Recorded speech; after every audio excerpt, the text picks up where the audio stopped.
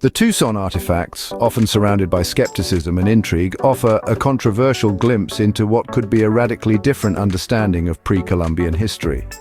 This collection of lead objects, discovered in the 1920s near Tucson, Arizona, has sparked debate due to inscriptions in Latin, Hebrew, and Greek that suggest unexpected transoceanic contact between Roman Jewish civilizations and the Americas. This essay explores the artifacts' description, the implications of their authenticity, and argues for an adaptive approach to historical understanding that accommodates new discoveries. The artifacts found by Charles E. Manier include a range of items such as crosses, swords, and medallions, many adorned with inscriptions referring to figures from the Roman Empire and Jewish history. These inscriptions, if authentic, could suggest a mingling of these distant cultures with indigenous populations of North America long before Columbus sailed the Atlantic. The claim that Roman Jewish groups reached America in pre-Columbian times challenges the conventional timeline of history and archaeology. Traditional narratives hold that apart from Norse expeditions to Newfoundland, there was no contact between the Old World and the New World until the 15th century. The Tucson artifacts, if validated, would not only extend the history of transoceanic voyages, but would also imply advanced navigational skills and the possibility of cultural exchanges between these ancient civilizations and Native American tribes. Significant skepticism stems from various quarters. Critics point to the lack of controlled archaeological excavation at the discovery site, the anachronistic nature of the inscriptions, and the modern appearance of the materials used. These artifacts were not found embedded within layers of undisturbed soil, but rather in a location that could have easily been accessed and disturbed by modern people.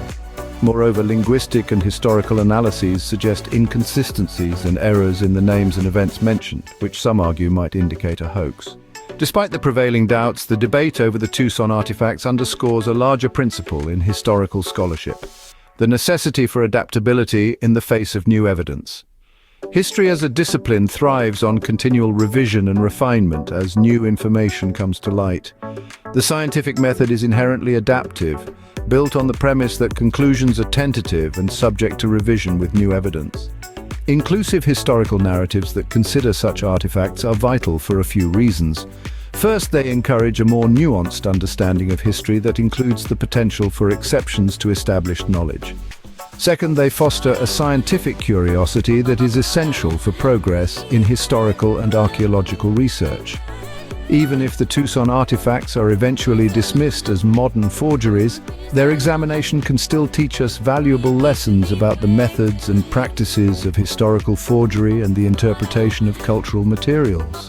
The Tucson artifacts, whether authentic or not, serve as a catalyst for discussing how history accommodates new discoveries.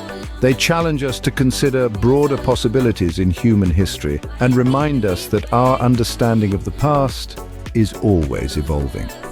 By embracing an adaptive approach to historical scholarship, we allow our narrative of human history to expand in unexpected and enriching ways. This approach does not merely change how we view a single set of artifacts, but transforms the very nature of historical inquiry into a more dynamic and inclusive endeavor.